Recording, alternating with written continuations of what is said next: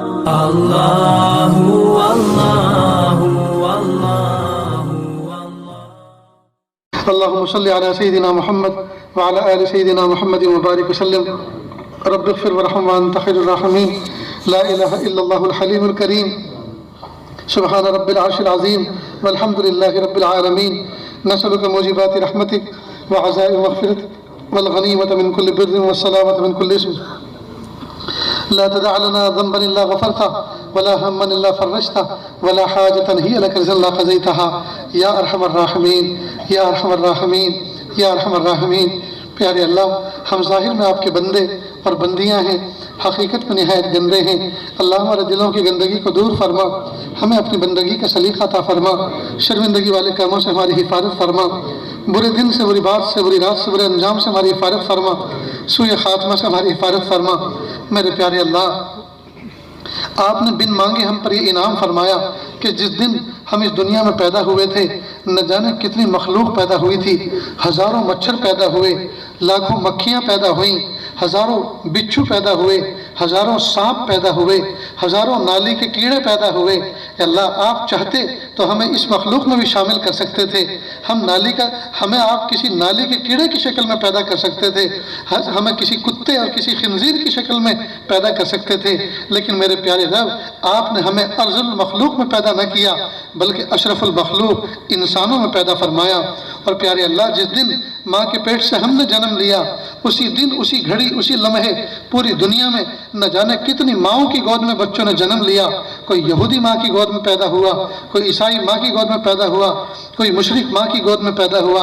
اے میرے پیارے اللہ، بن مانگے آپ نے احسان فرمایا، آپ نے مومن ماں کی گود عطا فرمائی.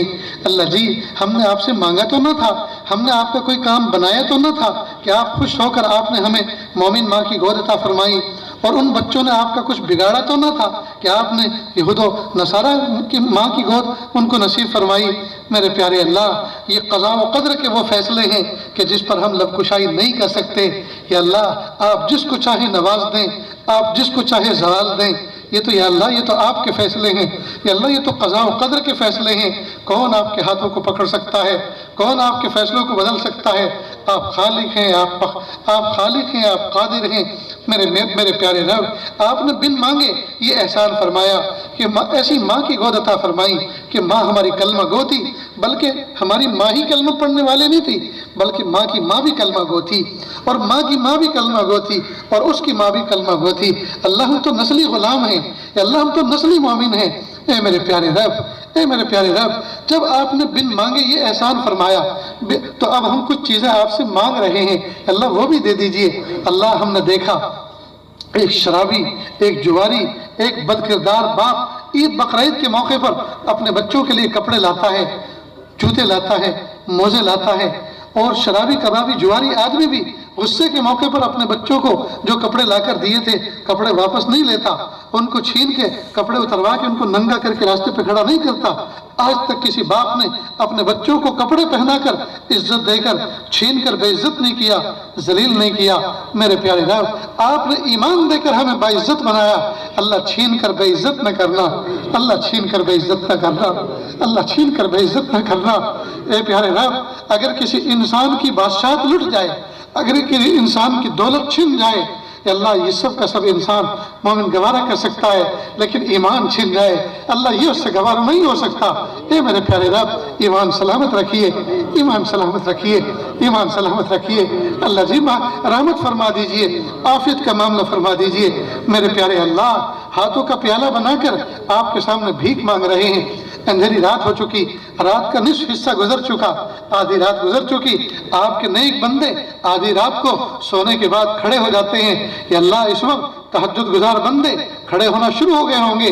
کوئی وضو کر رہا ہوگا، کوئی مصلی پہ کھڑا ہو چکا ہوگا، کوئی عاشقانہ نماز پڑھ رہا ہوگا، کوئی عاشقانہ سجدہ کر رہا ہوگا، کوئی عاشقانہ انداز سے آپ سے بھیک مانگ رہا ہوگا، مناجات کر رہا ہوگا. اے اللہ، ہم بھی تو آپ کے سامنے ہاتھوں کا پیالہ لے کر بیٹھے ہیں.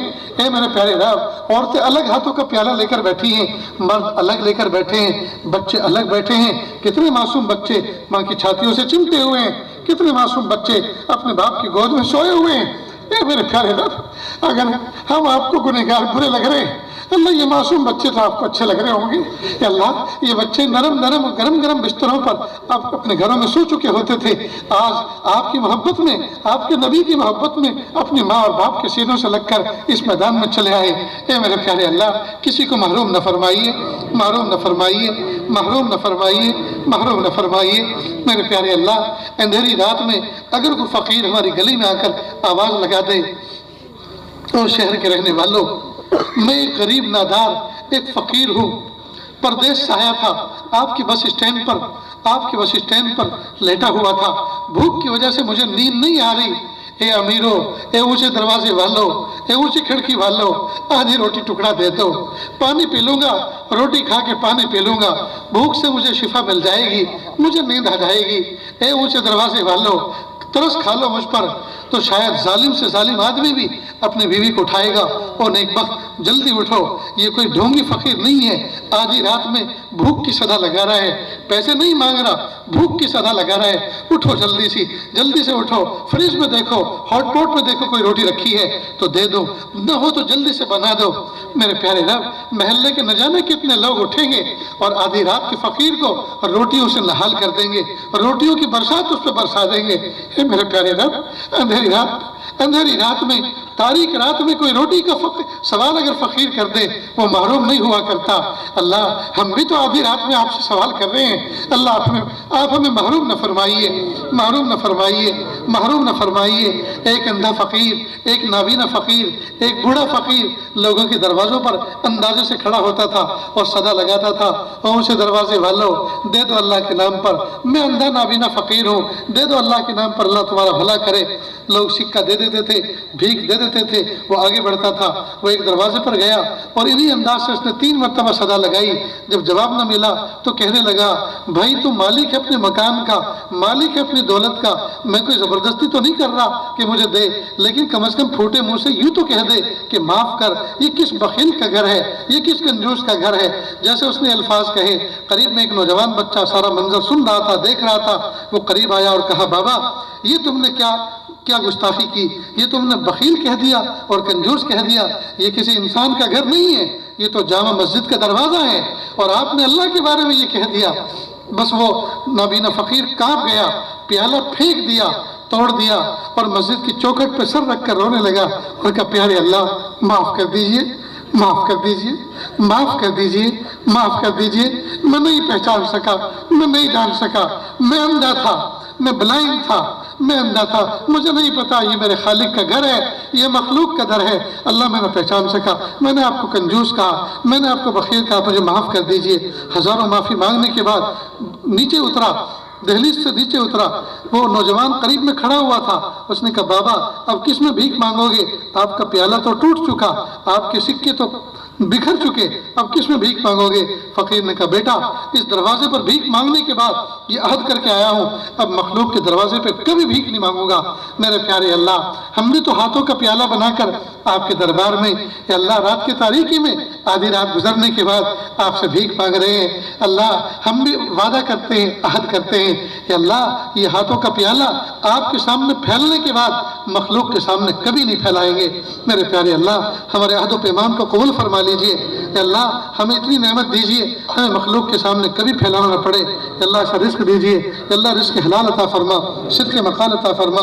اے اللہ ہمیں نعمتیں عطا فرما، زحمتوں سے حفاظت فرما۔ اے اللہ نعمتیں کھاتے کھاتے اے اللہ نعمتوں میں پلنے کی عادت پڑ گئی ہے، اے اللہ زحمتیں برداشت کرنے کی عادت نہیں رہی، اللہ جی نعمتیں عطا فرمائیے۔ حبیب پاک صلی اللہ علیہ وسلم نے فرمایا، اس امت کا معاملہ بھی عجیب ہے، اگر نعمتوں پر شکر کرے تو بھی جنت ملے گی، اور میرا امتی مصیبت پر صبر کرے تو بھی اس کو جنت ملے گی۔ اللہ ہم کمزور بندے ہیں، آپ مصیبت بھیجیں پھر ہم صبر کریں پھر آپ جنت دیں، اللہ جی ہم سے نہیں ہو سکتا، آپ نعمتوں میں رکھیے، نعمتیں دیجئے، اس پہ شکر کی توفیق دیجئے اور اس راستے سے جنت عطا فرما دیجئے۔ اللہ ہم آپ کے کمزور بندے ہیں، اے اللہ مصیبت والا صبر والا راستہ اختیار کرنا۔ یا اللہ یہ تو باہمتوں کا کام تھا، یا اللہ یہ تو صحابہ تابعین کا کام تھا۔ اللہ ہم کمزور بندے ہیں، ہمیں نعمتوں پر شکر کی توفیق دے کر اس راستے سے اپنا قرب دے دیجئے۔ میرے پیارے اللہ ہماری دعاؤں کو قبول فرما لیجئے۔ اللہ اس محفل میں نہ جانے کتنے دکھیارے اور نہ جانے کتنے غم کے مارے بیٹھے ہوئے ہیں، یا اللہ رحمت فرما دیجئے، ان کے غموں کو دور کر دیجئے۔ یا اللہ کتنے قرضوں میں ڈوبے ہوئے ہیں، کتنے مرضوں میں جکڑے ہوئے ہیں، اللہ شفا دے دیجئے، قرضوں سے نجات دے دیجئے۔ یا اللہ کتنے ایسے ہیں جن کے گھر چھوٹے ہیں، تنگ ہیں، یا اللہ کمزور ہیں، اللہ ان کو اچھے گھر دے دیجئے، کشادہ گھر دے دیجئے، اچھی سواری دے دیجئے۔